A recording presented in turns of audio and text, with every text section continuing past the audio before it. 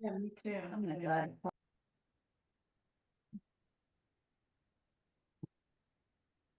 I'll call this meeting to order. This is a special meeting of the Board of Directors of the Bolinas Community Public Utility District. Board directors are present, and Director Walker is expected shortly. Today is September the 4th, and the time is 4 p.m. Time for community expression, an opportunity for members of the audience, whether in person or by Zoom, to address the board on matters which are not on the agenda and for which no action can be taken, but we would entertain a brief discussion on any matter of community expression. Is there any?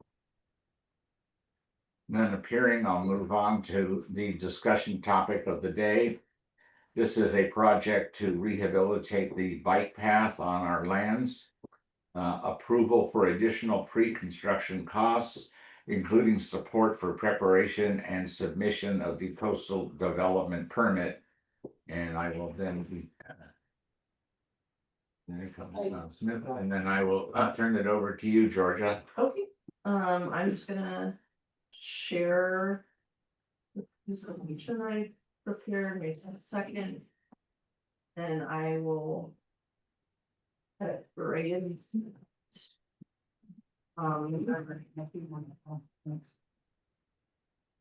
Okay, so I'm gonna move ahead here. Oops.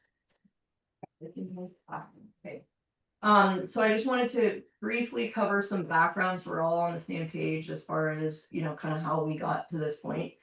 In 2007, the BPUD received an original coastal development permit to construct a bike path on district property.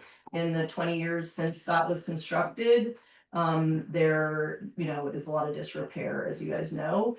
That, essentially got board members, including Don Smith here, interested in repairing this bike path. And so there were efforts to secure funds to do the repair. So in July 2021, the BPUD board, at that time, obviously a different makeup than the present board, but they approved $45,000 to contribute as a match funds for the pursuit of a grant from the California State Parks to rehab the existing bike path. In December 2021, BCPUD received a grant. From there, this is, you'll see sometimes we refer to it as Prop 68 because that was the California proposition that made those funds available. But basically, the original grant was for $178,000. In September of 2021, BKF Engineer Consultants performed a preliminary assessment of the bike path rehab project. And then in April 2022, WRA, an environmental consulting firm that we were working with, began preparing biological site assessment in anticipation of this rehab project. And then this was all very complicated. It had to do with extensions of the project. And, originally, well, actually, let me just say, BCPUD around this time received $47,410 donated by members of the community to contribute toward grant match funds for the rehab project. And then, sorry, the complexity I was just about to talk about was the fact that there was kind of two twin grants. We had one and Mesa Park had one. They, at that point, the grant end period was too like close, and they thought they wouldn't be able to take advantage of those funds. So essentially those were combined with our funds. Ultimately, the grant got extended. So, that was probably not necessary, but it means that we had a lot more money to actually pursue this project. And so the total, the total project grant fund was and is $355,904. But then when you combine that with the two match sources that I was talking about, that $45,000 from the board originally, and then the additional $47,000 from the community, the total project budget is $448,314. Okay. And then in November of 2023 to April 2024, BKF began to prepare engineering drawings for the project, and the project was really kind of underway. So that brings me here. This is those, preliminary drawings that they prepared to repair the project. And again, just encouraging you guys or members of the public, if you want to see any of these supportive material, that's what these little highlights refer to, so you can see the original material. But ultimately, when they prepared construction estimates for this, the whole rehab that they were contemplating was basically above the amount that the whole, project budget. And so that got folks leaning towards a phased approach toward this. This is a drawing, I think Don prepared this drawing and he was already thinking about some of these phased approach before we even had those concrete numbers. I think there's other reasons for us to have pursued it in a phased approach. But ultimately, when I joined the district, we were kind of already in this stage of, hey, we don't have the money to do the full project. How are we going to prioritize the sections of the path that we want to fix? And so we were leaning on this drawing that Dawn had prepared. And we envisioned that these two highlighted sections would be phase one. And that's, as I said, primarily due to the accessibility of these paths. At that time, we also thought the environmental complexity of these paths, these portions was, especially this portion was really less complicated. And also, just also that obviously you could imagine that people can use this portion of the path just to get to Mesa Park. And this portion of the path potentially to, go down Lima Bolinas to downtown. Okay, so then you'll see most of the numbers at this point on that I'm talking about are all really focused on this idea of this phase one approach. So in the winter of 2024, district staff and engineers decided to pursue this phase one.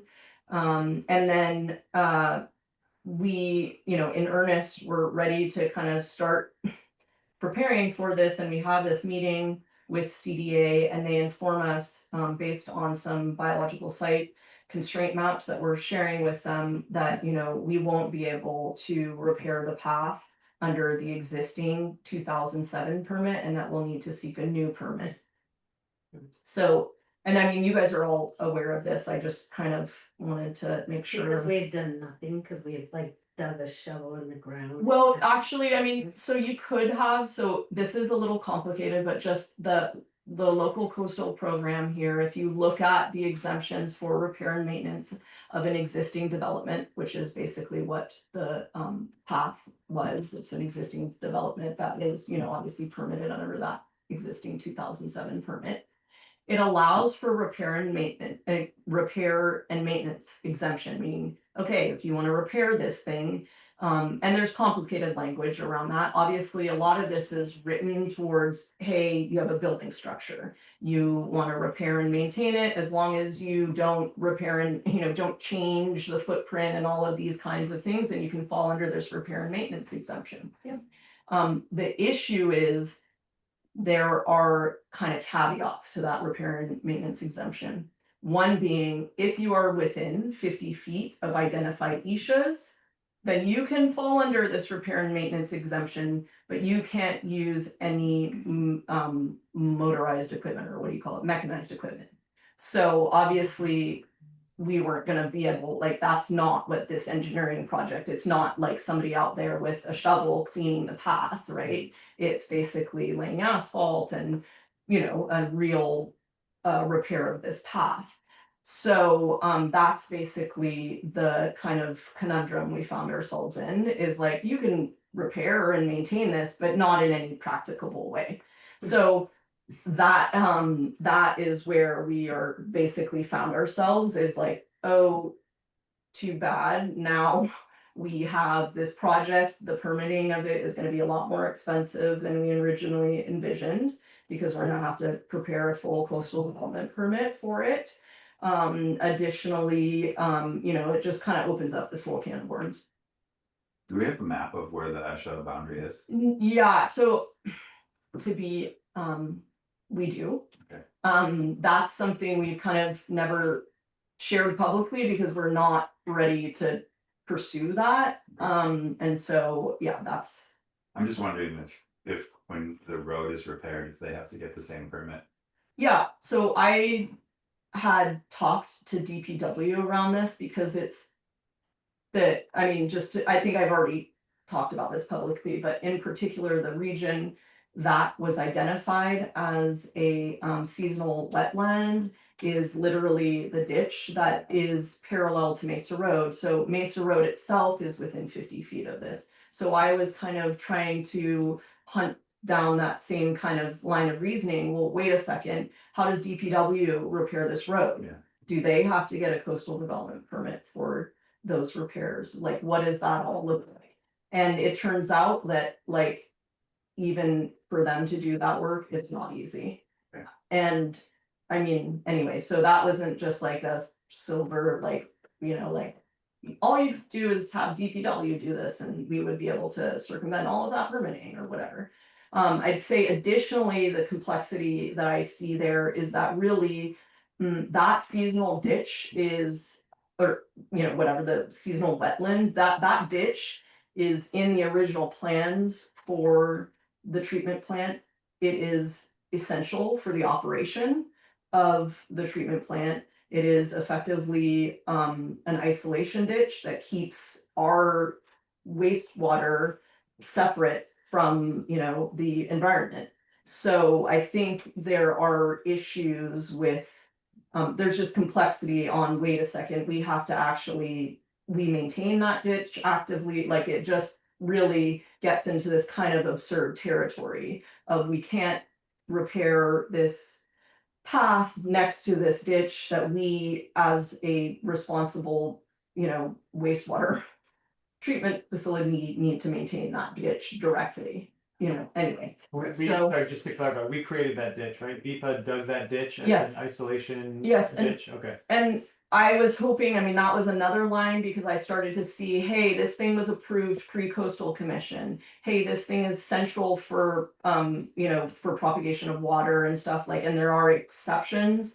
But when I started to follow those kind of leads, there was nothing super definitive of like, oh, this is basically totally exempt. The rules are just really strict around, doesn't matter, this is basically has these soil conditions and blah, blah, blah. And so now, but I would say that's, some of the work that we'll talk about in a sec is, can you guys sort of see if there's potential to approach this through that kind of, through that reasoning? Because I think the other thing that I'm concerned about, and I don't want to make this overly complicated, especially since really trying to keep focused on the budget side of this in terms of the decision you guys are making today.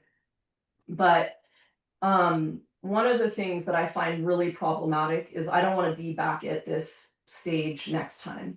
So effectively, if they give us a permit in 2025 to, for a new permit to rehabilitate this path, I don't want to be in the same position where I cannot mow this path because, oh, we're within 50 feet of a mechanized, of a ESHA, identified ESHA, and so we can't use mechanized equipment.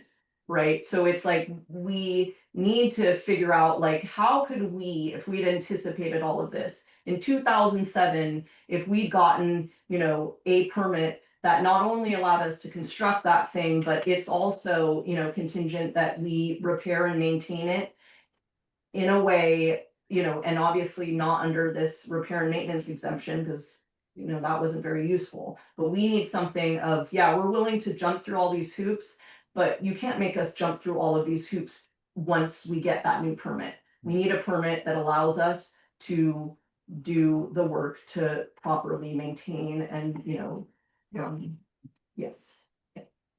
So, I that, just had a question about the scope of the permit that's forthcoming, hopefully from the coastal commission, is it gonna cover the whole route?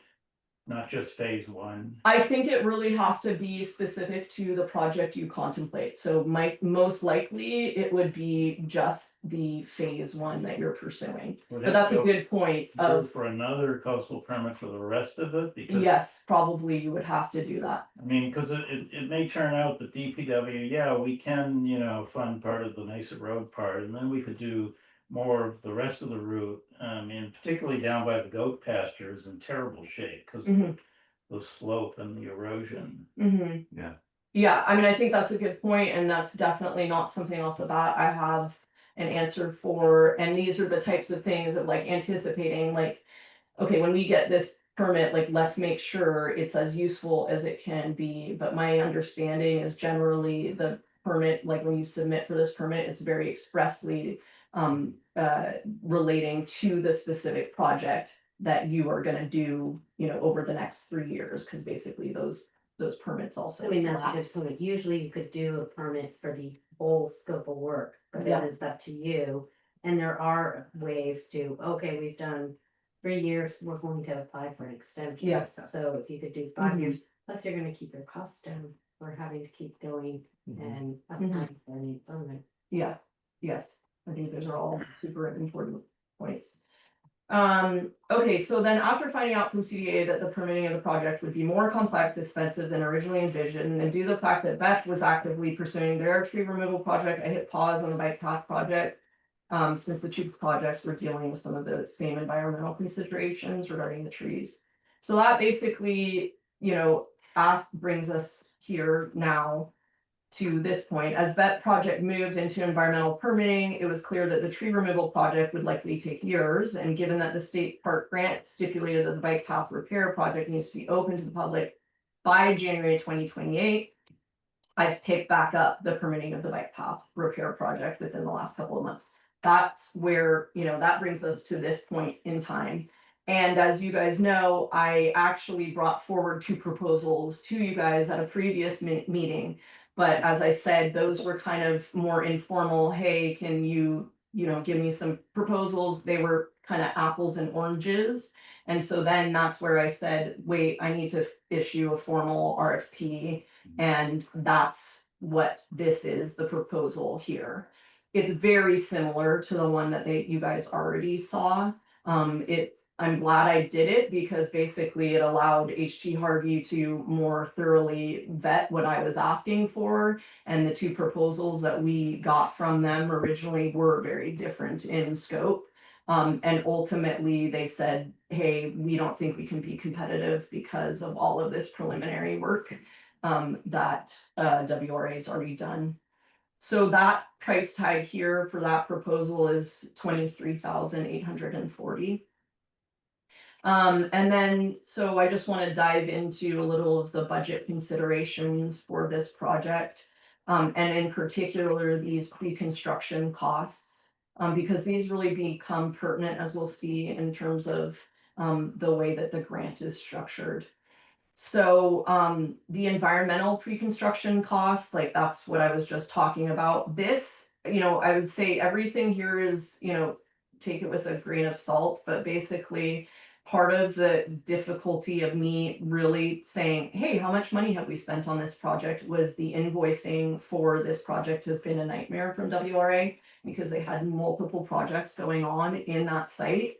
And so there was effectively teasing that apart and like from our end to ensure that we were properly assigning it, plus from their end, if they were properly invoicing it. So this number, I would say, take with a little grain of salt, because I'm still trying to figure out exactly how much this 11,261. So this is basically the amount that we've already spent for exactly like the constraint map that I was talking about before. Those meetings with, CDA and WRA and etc. This number now is solid because we have that proposal in front of us. This is my estimate on the CDP application fees based on the last time we submitted for an application. And so the total kind of here is basically, the 44,000 that we think that this will cost. I mean, just to highlight, this is so kind of maddening to think about how much money we spend in permitting for a public works project. And you know, I mean, I don't wanna waste this meeting time harping on this, but I really think it's, I mean, I expressed a lot of this to the revision of the LCP, but just feeling like these public works projects that get loop, you know, kind of covered by the general LCP is just not helpful. It's really feels like a real waste of taxpayer money. Is personally kind of how I've come to think about it, and to the extent that these kind of broader revisions of the LCP could happen with an idea that, hey, we're trying to really streamline public works projects. That would be very helpful, especially one like this, which is, you know, a bike path, an existing bike path we're just trying to repair. And the amount of money that we have to spend on permitting. And then we have from, you know, this is basically my miscellaneous bucket, that's just kind of almost more like a little buffer. And then, you know, from the engineering standpoint, we basically, these are all, the bolded things are things that we really can't get away from paying for. And when you add all of that up, we get to 82,300. We've already expended, as you saw, there are drawings associated with this already. There's a lot of work that's already been done. We've already expended 42,293. And this is basically a prediction of what I would think is left. So is the boundary survey, all those items that were not in bold, Yes, that 82,000 is everything above the line? yeah, only the bolded. Oh, so like the boundary survey optional, only geotech Mhm. optional or not? Yeah, yeah. I mean, this is probably you know, obviously best, like, perfect world, we'd be able to do all of that. Essentially, we're already constrained by our budget, so we're basically, those are like, you know, essentially things we can't afford. Okay, so then that brings us to this complexity, and sorry, this is so complicated, but it's the nature of this grant. But this is the original grant amount that I told you guys about, the 355,904. This is the amount that the grant can contribute to soft costs, so those pre-construction costs that I was just highlighting is only 88,976. Okay, so that means, you know, basically I could get all of that work done, request reimbursements, we would only be able to get that, even though we're talking about a lot more money than that. This is the total requirement for the match funds, 20%. So basically just 20% of the 3355. That's the 71,180 that we needed to commit to basically have access to the full grant amount. The community match that I talked about before, the 47,410, this is the 45. So when you look at the total match that we've collected thus far, it's 92,410. So if I just look at, okay, well, how far above that 71,000 are we? We basically have another 21,229 that's already sitting there that we can effectively tag on to that 88 to contribute more to these soft costs. So that gets me right here. This is just reiterating that full grant amount. Here is the 110 that I just, you know, broke down, which is the 21 plus the 88. So we basically already have in our kind of bucket 110, $205 to cover the soft costs. As I said, we've already actually started to expend that.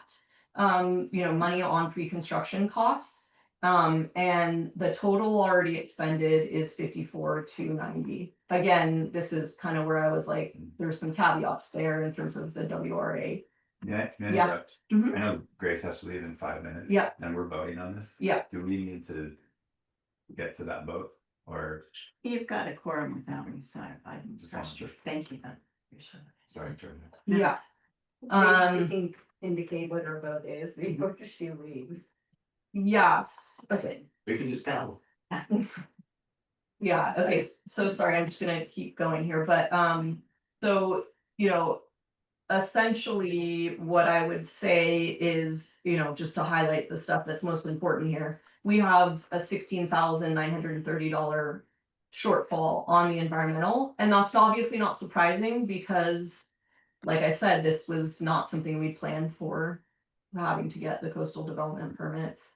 And furthermore, I would say, if we kind of focus in on what I'm anticipating is the balance that is really remaining that we can predict that we don't have in like our coffers right now. Is my best guess is it's 21,195.93. So yeah, so basically, what I would suggest, before I really, so obviously I have this proposal that I'm hoping you guys approve tonight. But I wanted to bring some transparency and accountability around, well, if you approve this proposal and I'm starting to pursue this thing in earnest, because this is really my first time being like, okay, I'm ready to take on the bike path. That you guys understand that that is actually a commitment of another $21,000.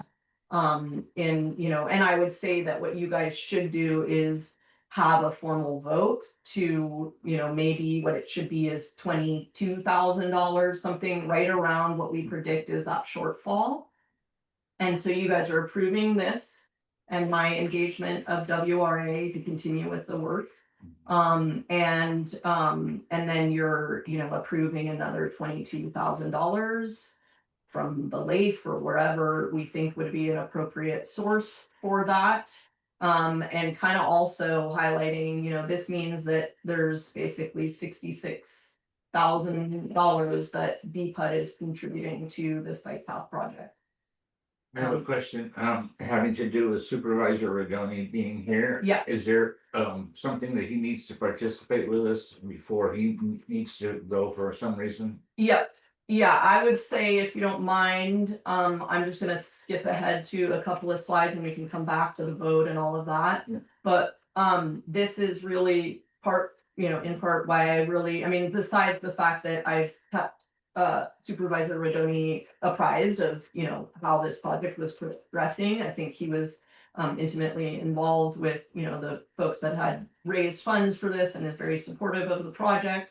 But I do think, just to turn to some of these final thoughts that I brought here and just to surface them a little earlier than I maybe makes all that much sense to do, but basically I would like us to consider what is the potential to involve DPW more with this project, especially on portions of is there sort of a vision of the bike path project where you could even move some of the the stretch that's along Mesa Road, or even the one that's along the Lima Bolinas, more properly into the right of way, where we're contributing funds toward an extension of the bike path. So just to kind of picture what I was thinking along the Lima Bolinas, obviously there's an existing bike path there, from the school up to effectively the base of Mesa Road. What would it look like to extend that bike path within the right of way, where essentially you're accomplishing some of that phase one at the base there in terms of the practical use? I know it's not the exact vision that we had, but it's accomplishing some of the main things, and maybe it's a more efficient way to do this. Additionally, maybe there's an opportunity even to look at the Mesa Road stretch portion and do that same kind of thing. Again, I think in my experience, it's been really helpful to kind of formalize those partnerships between the county and us. And there's value in, kind of just even looking into it. So that's the aspect.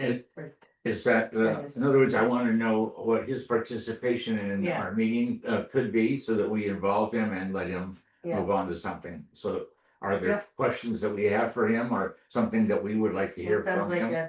an ask. And I have no pressure, so I've got time. Oh, Don't okay. rush Just wanted to because of make me. sure that- Yeah. Yeah. Yeah, I mean, to be explicit here, Jack, I mean, and Supervisor Rodoni is like, what is the capacity for the County of Marin's DPW to contribute to this project? I mean, obviously. Rodoni can't speak on behalf of DPW or make any commitment, but I think it's very helpful if, you know, if that is something that he is. If we as a board are championing this kind of idea and to have his support towards engaging DPW on that, I think would be really helpful. Yeah, Again, and I appreciate you asking me to come to the meeting, Georgia, and engaging me in some in depth here. And I just want to compliment you on your presentation. And this project is really important project, I think, for Bolinas. More importantly, there's grant money on the table that we got to make sure that we put to use in the community. So I would love to work with you, Georgia, directly with DPW to see if we can come up with something with Robin, how they can participate and help. But I also, understand that the costs are getting up there because of the process. And by the way, the county is looking 30 to 40% in soft costs on any project they do nowadays. So it's not alarming, and some of them are in the coastal zone and some aren't. These are just the reality of today that these soft costs are really a killer on public projects. And I also just want to offer, I think the county can participate with some dollars here too to help you bridge the shortfall in the project at the end of the day. So, I'm encouraging you to certainly keep moving forward. Take the small steps that Georgia needs to have happen today, and I'd like to work with her and figure out if DPW can play a important increasing role, or we at least can be at the table with some money when you've put your final budget together. So. Thank you. thank you. I was gonna ask, what are our soft costs, like, as a percentage? I haven't calculated that directly, but should be pretty easy to tell because they're more than 25%, because that was we'd already basically, well, and actually they're even more than that. They're probably close to 40%, I guess, because the construction that's envisioned for that phase one wasn't even using the remaining budget. But I Do we can, have but I can. escalation in your construction Mm, costs? No, I know that his construction estimates were very conservative, and when I've gone back to him and said, it's been another year, he's still optimistic that what he was proposing is So reasonable. we have a owner contingency in there and escalation. I don't know, we can look back at his I construction. mean, yours as managing the overall budget between soft and hard. I would, we Mm, definitely need a contingency and an escalation on your side yeah, of what you're gonna ask of us, Bedford, because okay. Yeah. you're gonna need that. Mm-hmm. Yeah, I mean. I guess at some level, we're just getting these, but essentially, I mean, I can factor that in to what you guys are approving tonight. I just feel like that's probably, if you guys don't mind, I would suggest, I'm not ready to propose that right now. Maybe I can sit down with you and think about what that should look like, and instead what we're doing right now is sort of like a first tranche. And then 30%. Oh, he does have it. yeah, it's just But not in then the permitting that's side. The Sorry. Okay. For the construction. That's a construction. That's the construction, so that I'm confident about, and like I've said, I wrote Okay. him on it, and he said the budget he provided is very conservative. Additionally, if we're only pursuing phase one, there's still a big chunk of money there to continue to dip into in terms of the grant funds. What I haven't done is basically, if I'm budgeting from the environmental permitting side of things, I haven't added contingencies to that. So the 23, and that's Yeah. pretty. It's difficult. Like, Yeah, I would it's difficult. suggest what I would do instead is basically come back to you if things look like they're way out of whack or getting crazy. Then what I'm really coming back to you is for a separate ask where that picture is clearer. And that's 30% his contingency, not yours. Yeah, Yeah, it construction is. hard cost. Meaning he can take it as he needs it. Anyway, okay, let's talk about it. I'm happy to do that. Okay, so I'm just gonna continue unless people have specific questions. This is just another point to kind of point out here, but probably pretty obvious from the resolution you guys signed the last month, where essentially, you committed to, if you don't pursue this project, that essentially you'd be replenishing the 9K that we've already expended from the community match. So that's kind of like just, kind of highlighting that. So does that make it an actual $12,000 additional commitment rather than the 21? Because if we Well- didn't do the project, we'd have to give 9 back. Yeah, I mean, I think that what I was thinking is the 20, if you're pursuing the 20, then we're pursuing the project. And then really the 9K can be replenished from the grant itself through those soft costs, and I would just do that. So really, it's a commitment for the 20. You could say, hey, we're not willing to do that, in which case I'd say, well, sorry, no matter what, you're committing 9, an additional 9 from the 45 that you've already committed. So So that's kind of, 12 on top of the 9. well, sorry. The difference between 21 and 9. Yeah. 12 on top of the 9. Yeah, I mean, I guess, I don't know, that's just not the way I've thought about it. I've thought about it as a fork in the road. You guys are either committing 21, or, if we choose this other one, we need to basically, the grant is not gonna replenish that 9, because the grant kind of has the same view as the community, where they're saying, hey, we're not paying for anything related to this project, so now we just basically spent an additional 9,000.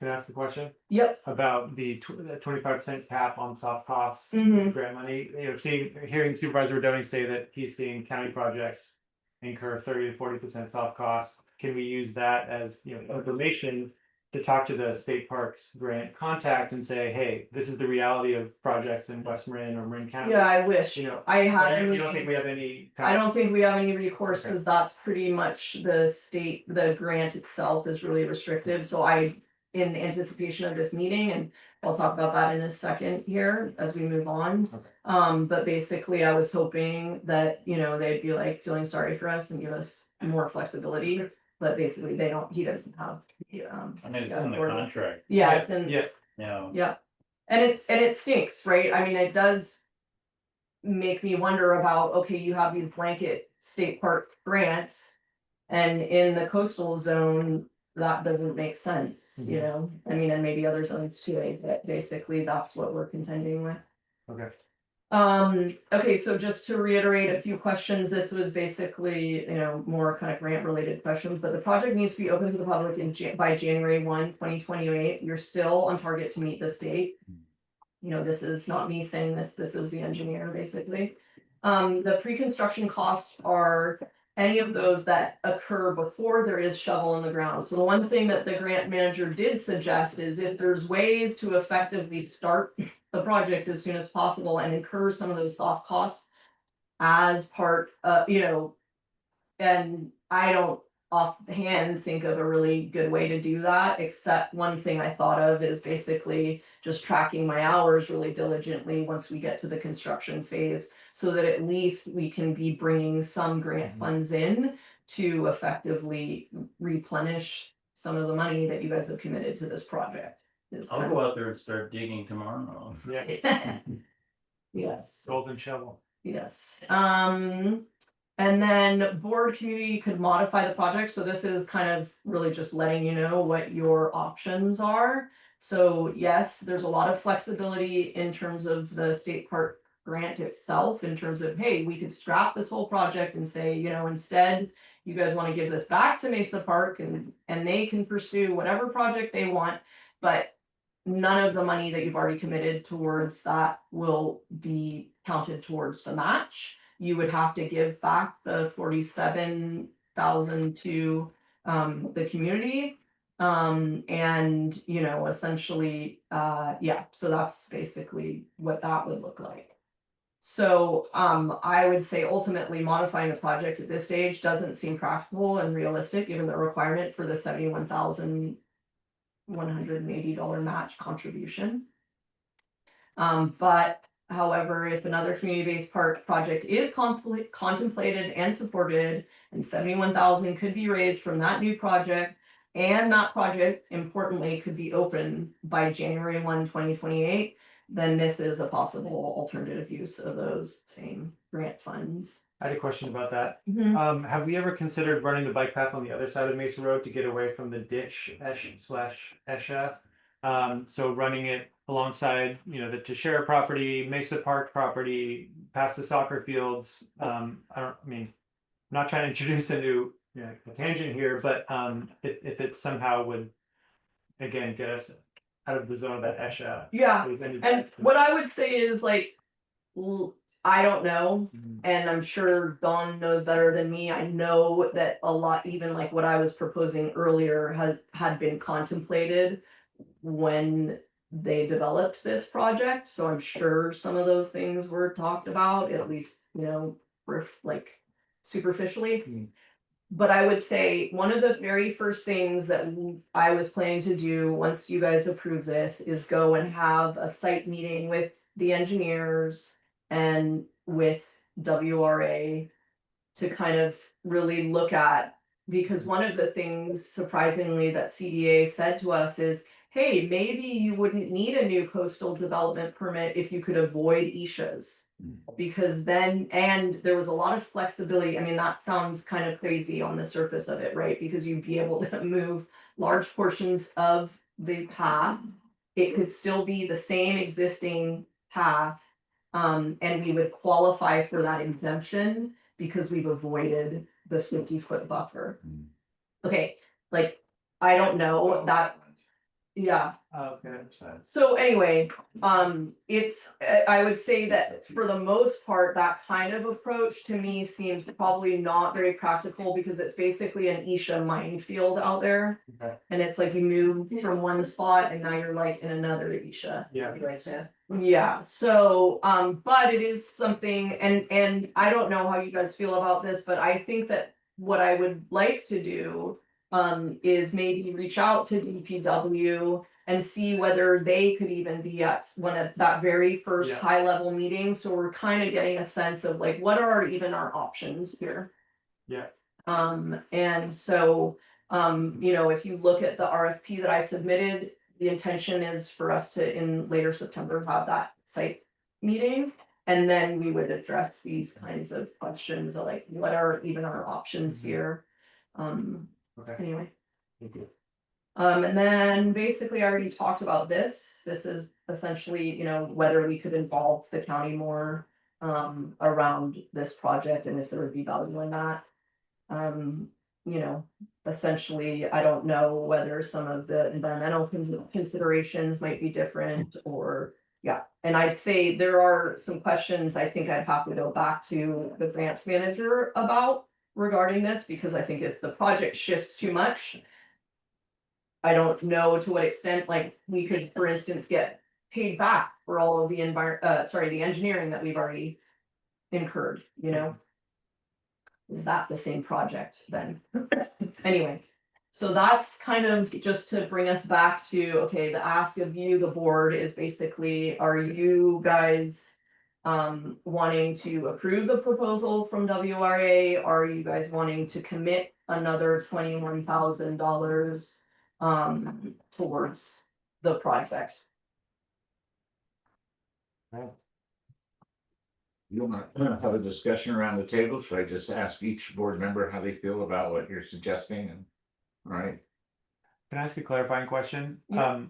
I think you said in April 2022, WRA, they began the biological site assessment for this bike path project. I know it's hard to disentangle all the projects they're working on for us in that zone, the BET project, the Wells project, I believe, and the bike path. And then there was also the other thing that really makes it complicated is the monitoring, the Marin water project that they were working on. That was to collect those, collect the stumps to do some salmon habitat. Right, okay, all right. Yeah, sorry. So there were So four there projects was that like work on. 4 projects and they were not invoiced well, and yeah, it's not. So I guess my question is, do we still have an open contract with them for that work? Because I think they sort of paused, so, aren't we, weren't we already in contract with them to do some of this work that they're now proposing? Yeah, Or because what I the project- basically told them was, I mean, I looked back at those original proposals, they didn't contemplate a coastal development permit, because we didn't think we wanted that one at the time.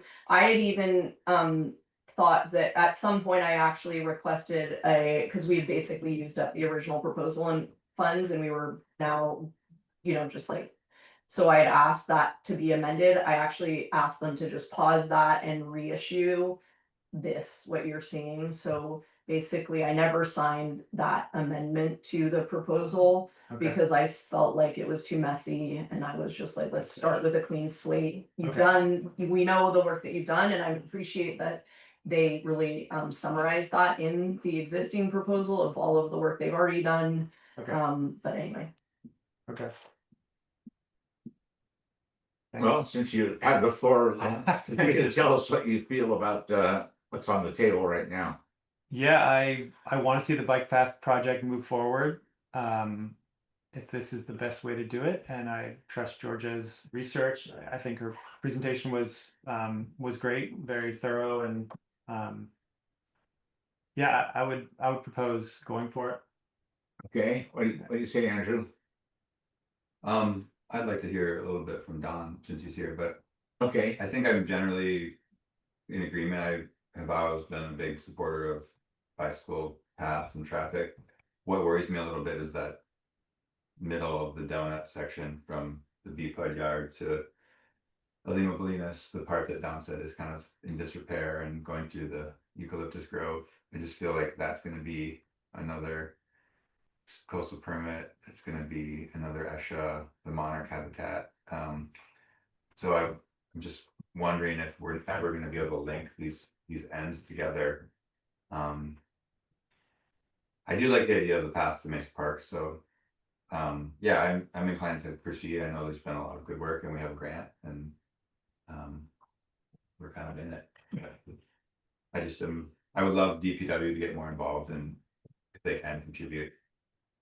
So I don't know where I stand. okay, Yeah, I mean, it sounds like you have your arms around this and feel committed and making a recommendation that we continue to proceed. I mean, what makes me anxious is that we would keep coming back that for more asks and more money, and I also don't know, like, we start maintaining this now, or is it like the Golden Gate Bridge, are we gonna be continuously going back and being subject to asking for a permit, because now it's, I don't know what the lifespan of these are, maybe Don knows, but the 8 years or 10 years, is it more before we have to keep coming back and asking for maintenance? So I am not using the bike path, admittedly. I'm probably the only person at the table. I will walk, but I won't be biking on it.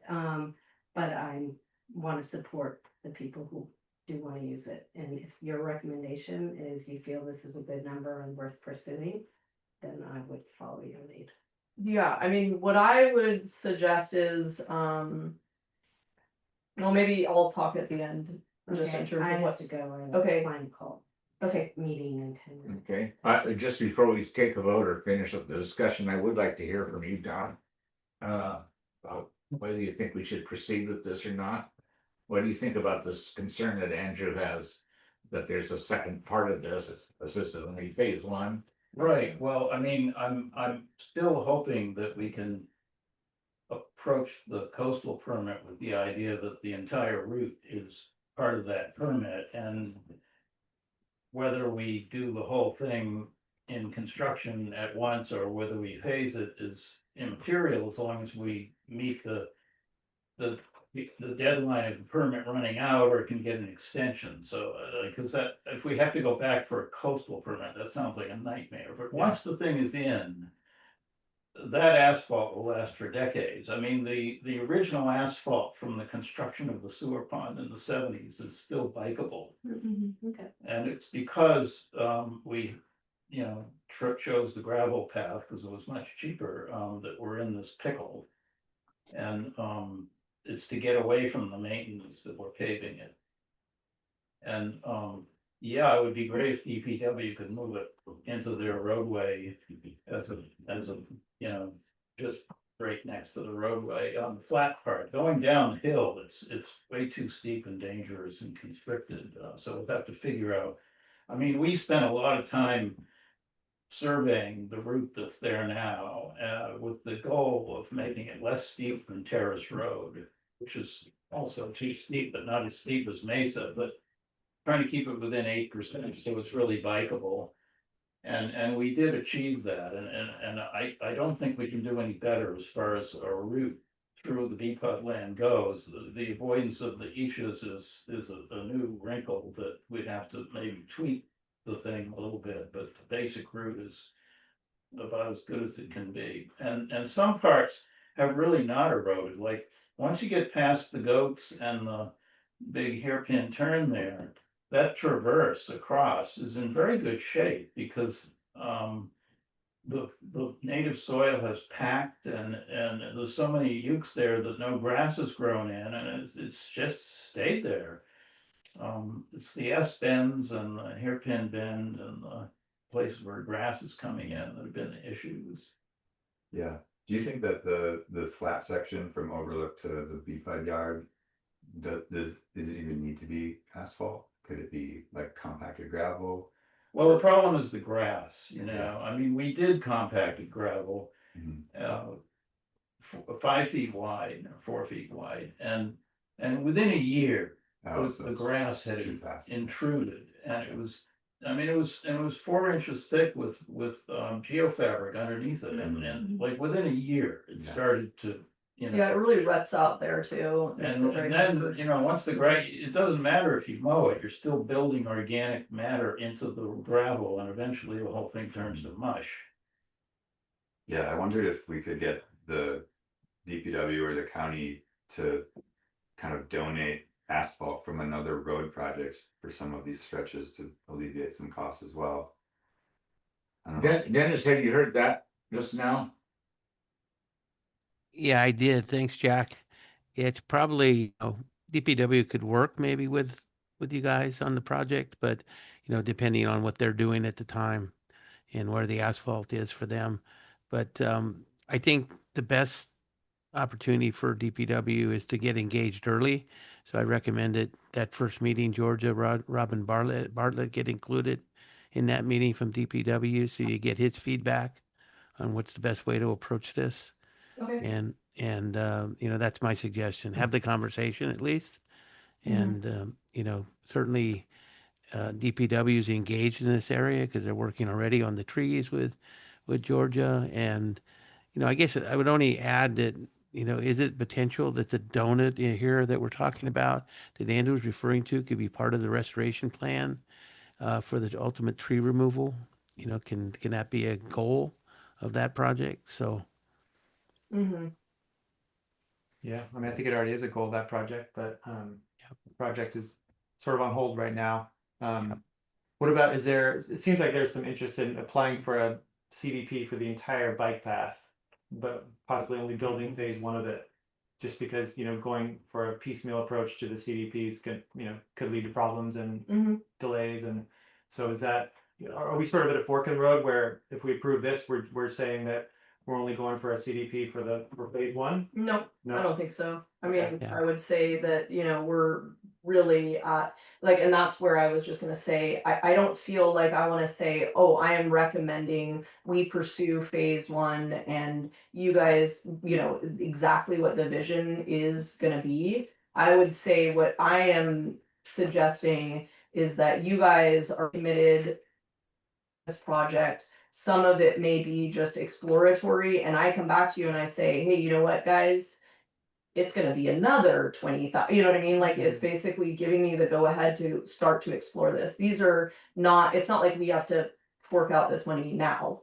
This is to not exceed Mhm. type of proposal. But is WRA's this proposal for this middle section as well? Yes, It is, okay. yeah, it is. Okay, great. Yes, like the intention is for them to look for a coastal development permit for the project. I missed what you said. For the whole thing or just for phase 1? Nope, for the whole For the thing, whole and thing, if you okay. look at their proposal, even some of it is, hey, can we look at these problematic areas and think about potentially moving some of it? So what they put like stipulated language around, okay, you know, our proposal even includes some of this, can we move portions of the thing, or portions of the path to Okay. avoid this?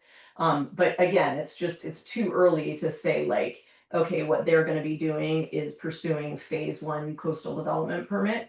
Cause that is, I mean, again, I don't wanna get so into the complexity, but one thing when meeting with the planner around, you know, from CDA around this project, what they were saying is, hey, what you would have, and this sounds crazy, but you would have your existing coastal development permit that allows you to do all of these portions where you're not within 50 feet. And then you would submit for another coastal development permit where you can imagine that part just like laying on top of it, where we couldn't, you know, avoid these regions, and we basically are able to repair this other portions using the repair and maintenance exemption. And then we would have this other coastal development permit that sits on top of that, that says, okay, but we're doing this part, you know, with this new permit. But again, I think like your guys' point around, like, we are willing to do all of this, let's make sure that we're not just back here. And I would say it's not even just around the phased approach and ensuring that we can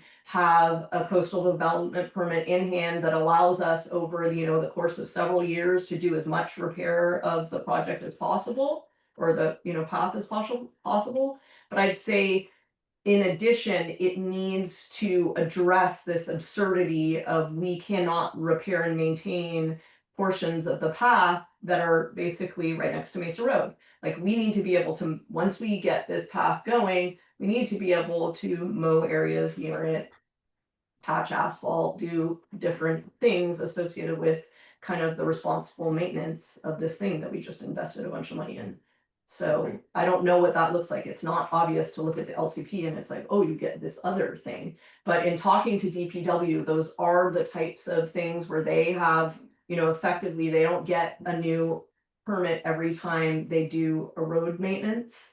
They have essentially a kind of more blanket permit that allows them to do this type of work in specific areas. Again, it's not like super, you know, like, oh, they don't have to jump through a bunch of hoops too, but it's just, it is a more useful way to go about this where you can continue to maintain. Yeah. Okay. Anyway, All right, is there okay, any, and now we're down to 3. We better hold this. well, is there any further discussion among the board members about whether we should do this or not? Are we ready to take a vote? Like, you're making a recommendation? Yeah. No. One other thing, just before you guys take that vote, the other thing that I would say in looking at this proposal is, again, this is kind of like you're approving my ability to do this. I definitely think there's potential for me to get more involved in the coastal development permit application to mitigate, or, you know, to lessen some of the costs. You know, again, I have limited bandwidth to do it, but there is always that possibility of, you know, like, you know, not using the full 20, you're trying to mitigate some of those soft costs by getting more involved. I want to bring up an interesting point. I read the DZA hearing approving the original CDP in 2007. And I found an interesting quote. The hearing officer noted that the proposed 5-foot path width should be considered a minimum, and the path could be widened in the future if use patterns suggest this is warranted. So I don't know if that could be a curveball that we could use to justify widening the path, or I just thought that was interesting, especially maybe the part along Mesa Road, which was that part of the original CDP. If it, you know, within a year, if it was already being overgrown, they were basically giving us permission to widen it if we, you know, deem it justified. So just wanted to point that out. Okay. Wow, you really did your homework. All right, well, then I think we should call the question. First, I need a motion actually to, I guess the motion would be to approve your recommendation then that we proceed with WRA's Yeah, I think proposal. probably what I would suggest is first addressing the shortfall, because that gives us more opportunity for the money that then actually supports this.